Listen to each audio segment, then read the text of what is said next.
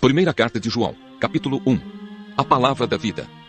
Estamos escrevendo a vocês a respeito da palavra da vida, que existiu desde a criação do mundo. Nós a ouvimos e com os nossos próprios olhos a vimos. De fato, nós a vimos, e as nossas mãos tocaram nela. Quando essa vida apareceu, nós a vimos. É por isso que agora falamos dela e anunciamos a vocês a vida eterna que estava com o Pai e que nos foi revelada. Contamos a vocês o que vimos e ouvimos, para que vocês estejam unidos conosco, assim como nós estamos unidos com o Pai e com Jesus Cristo, o seu Filho. Escrevemos isso para que a nossa alegria seja completa. Deus é luz. A mensagem que Cristo nos deu e que anunciamos a vocês é esta: Deus é luz e não há nele nenhuma escuridão. Portanto, se dizemos que estamos unidos com Deus e ao mesmo tempo vivemos na escuridão, então estamos mentindo com palavras e ações. Porém, se vivemos na luz como Deus está na luz, então estamos unidos uns com os outros, e o sangue de Jesus, o seu Filho, nos limpa de todo o pecado. Se dizemos que não temos pecados, estamos nos enganando e não há verdade em nós. Mas se confessarmos os nossos pecados a Deus, Ele cumprirá a sua promessa e fará o que é correto. Ele perdoará os nossos pecados e nos limpará de toda maldade. Se dizemos que não temos cometido pecados, fazemos de Deus um mentiroso, e a sua mensagem não está em nós. Primeira carta de João, capítulo 2. Cristo nos ajuda. Meus filhinhos, escrevo isso a vocês para que não pequem. Porém, se alguém pecar, temos Jesus Cristo, que faz o que é correto. Ele nos defende diante do Pai. É por meio do próprio Jesus Cristo que os nossos pecados são perdoados. E não somente os nossos, mas também os pecados do mundo inteiro. Se obedecemos aos mandamentos de Deus, então temos certeza de que o conhecemos. Se alguém diz, eu o conheço, mas não obedece aos seus mandamentos, é mentiroso e não há verdade nele. Porém, se obedecemos aos ensinamentos de Deus, sabemos que amamos a Deus de todo o nosso coração. É assim que podemos ter certeza de que estamos vivendo unidos com Deus. Quem diz que vive unido com Deus, deve viver como Jesus Cristo viveu. O novo mandamento. Meus queridos amigos, este mandamento que estou dando a vocês não é novo. É o mandamento antigo, aquele que vocês receberam lá no começo. O mandamento antigo é a mensagem que vocês já ouviram. Porém, o mandamento que eu estou dando a vocês é novo, porque a sua verdade é vista em Cristo e também em vocês. Pois a escuridão está passando e já está brilhando a verdadeira luz. Quem diz que vive na luz e odeia o seu irmão está na escuridão até agora.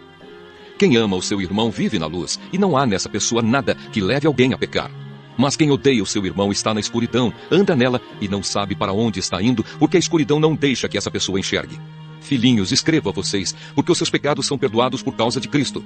Pais, escrevo a vocês, porque conhecem aquele que existiu desde a criação do mundo. Jovens, escrevo a vocês, porque vocês têm vencido o maligno. Escrevo a vocês, filhinhos, porque conhecem o Pai. Escrevo a vocês, pais, porque conhecem aquele que existiu desde a criação do mundo. Escrevo a vocês, jovens, porque são fortes. A mensagem de Deus vive em vocês e vocês já venceram o maligno. Ezequiel, capítulo 13. Os falsos profetas.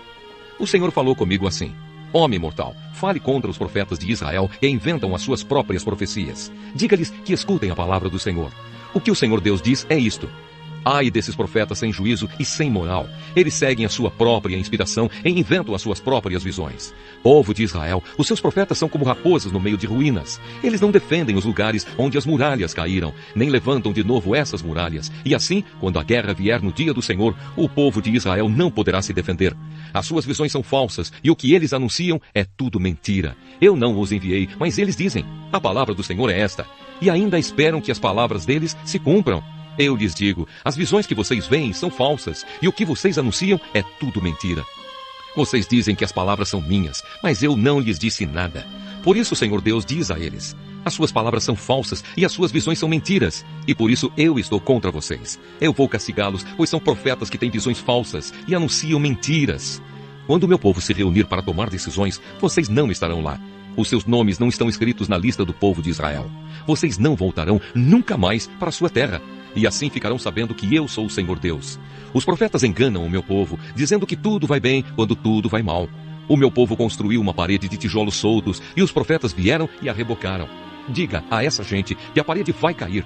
Vou mandar chuva pesada e também chuva de pedra, e um vento forte soprará contra ela. A parede cairá e todos perguntarão a vocês de que adiantou rebocá-la. Portanto, o que o Senhor Deus diz é isto: no meu furor, mandarei um vento forte, chuva pesada e chuva de pedra para destruir essa parede. Derrubarei a parede que eles rebocaram e a jogarei no chão. E deixarei que os alicerces fiquem aparecendo. Quando a parede cair, vocês morrerão debaixo dela. Então todos ficarão sabendo que eu sou o Senhor. A parede e os que a rebocaram sentirão a força da minha ira. Então direi a vocês, a parede não existe mais, nem aqueles que a rebocaram. Isto é, não existem mais os profetas que afirmaram em Jerusalém que tudo ia bem, quando tudo ia mal. Eu, o Senhor Deus, falei. As falsas profetisas. O Senhor disse, agora, homem mortal, olhe para as mulheres do seu povo que inventam profecias. Fale contra elas e diga-lhes que o Senhor Deus diz o seguinte: ai de vocês, pois a fim de terem poder sobre a vida dos outros, vocês fazem benzeduras em pulseiras para todos e preparam véus enfeitiçados para pessoas de todas as idades. A fim de tirarem vantagens, vocês querem usar o poder de vida e de morte no meio do meu povo. Vocês me desrespeitam na frente do meu povo a fim de conseguir uns punhados de cevada e alguns pedaços de pão.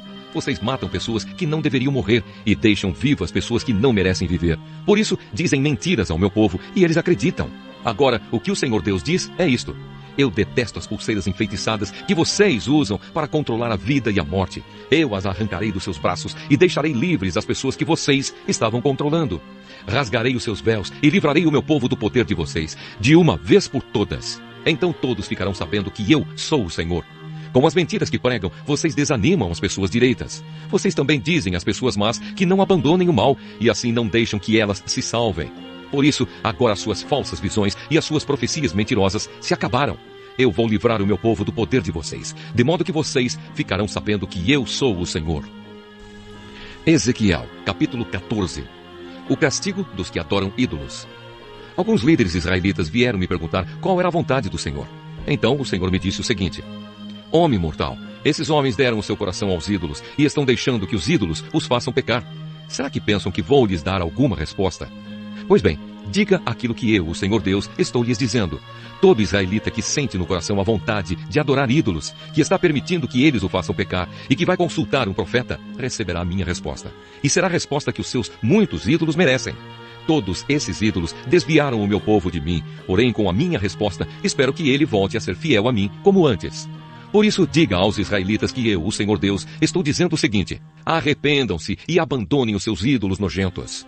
Quando um israelita ou um estrangeiro que mora em Israel se afastar de mim e for tentado a adorar ídolos e deixar que eles o façam pecar, e então for consultar um profeta, eu, o Senhor, é que lhe darei a resposta. Eu ficarei contra essa pessoa e farei dela um exemplo. Eu a arrancarei do meio do meu povo, e assim todos ficarão sabendo que eu sou o Senhor. Se um profeta for enganado e der uma resposta falsa, fui eu, o Senhor, quem o enganou. Eu o tirarei do meio do povo de Israel.